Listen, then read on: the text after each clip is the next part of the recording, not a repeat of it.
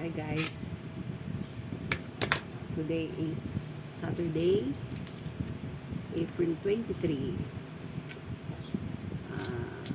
Nagluluto tayo guys ngayon ng ginisang munggo. Bakit munggo? Diba very usual na ang munggo ay inuulam tuwing Friday. Kaya lang, hindi ko kasi ito guys naluto kahapon. Malingki ako kahapon, tapos nakakita ako ng magandang munggo. So, binili ko siya, pero hindi ko na naluto kasi medyo napagod tayo sa dami ng trabaho. Holiday, pero Friday, holiday. Ang daming ginawa. Naglaban, naglinis. So, yung technique ko sa aking munggo, binabad ko overnight. Binababad ko ang munggo bago ko iluto kasi para hindi magastos sa gas. Para pag sinalang mo sa kalan, hindi ganun katagal ang pagpapalambot. Binabad ko siya overnight. Tapos, kanina, inisip ko kung anong hinahalo ko. Bumili ako dyan sa meat shop ng buto-buto. Siguro mga worth 80 pesos na yung buto-buto ko. Kasi bihira rin kami magkarne dito sa bahay. Madalang kami magkarne. All fish kami at saka vegetable. Ang aming niluluto maliit.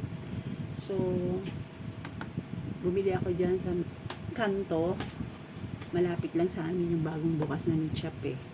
Pangatlong bahay lang. Ang mura dyan. Sa palengke kasi mahal. So yan, dyan ako bumili. Tapos, nakita ko, meron silang, tinitindang kamatis. Ito oh, tinan nyo, lalaki. Oh, di ba? Parang imported siya. Naka-ano siya, naka-pack na siya, naka-plastic na siya. 1 kilo is only 30 pesos. O, di ba? Mga firm pa siya, oh. Matitigas pa, oh. So, magagandang klase. Bumili ako ng 1 kilo. Yan. Kung gusto nyo, subukan nyo. Madami silang, nakita ko marami silang stocks.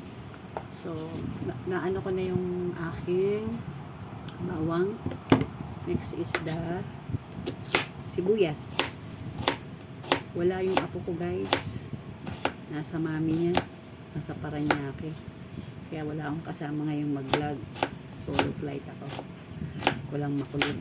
Walang nagtatanong kung anong klase ng gulay. Walang nag-explain. Wala akong pinag-explainan. Ito pala guys, yung nabili kong buto-buto. Ayan na siya oh. Sinama ko siya guys sa pagpapalambot ng munggo. Sabayan.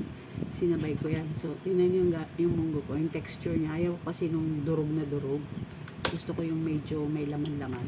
Ayan. Sinama ko yung munggo at saka yung buto-buto sa pagpapalambot. Para lasang-lasa siya. Baga, yung karne kasama ng munggo, pag pinakuluan mo yan, kuwang-kuwa yung lasa. Nag-aano siya. Mas masarap. So, ito, kuha tayo siguro ng mga 3 kamatis. Yung medyo hinog na, medyo malambot-lambot na.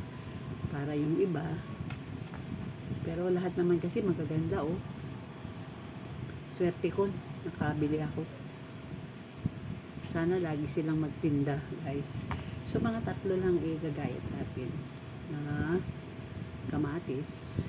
Yung aking palang ito, oh. Tag ito. Tag ito. Dahon ng ampalaya.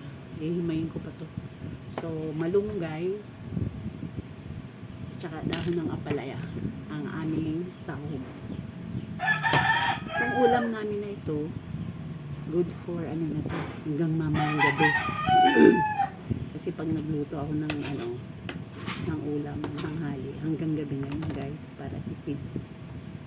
Kaya medyo dinadamihan ko na para minsan nakakapagbigay pa sa kapitbahay pag nasa mood magbigay. Yan. Igagayatin na natin tong mga kamatis guys. Gandang klase yung nabili ko. Kaya lang, hindi ka naman pwedeng bumili ng marami guys. Kasi, may stock naman sa rep. Baka ma-overripe naman. So, sakto lang itong nabili ko na 1 kilo.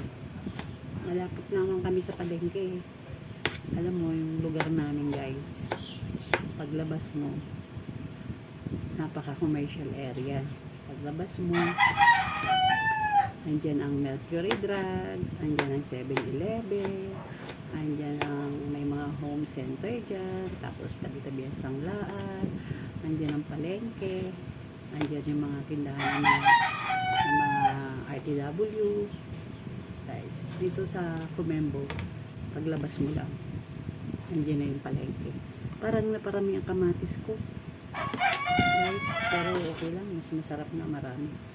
Takto, ang lalaki kasi. So, balikan ko kayo guys later ha. Tatapusin ko lang muna itong aking paghihimay ng malunggay. See you later again in my part 2.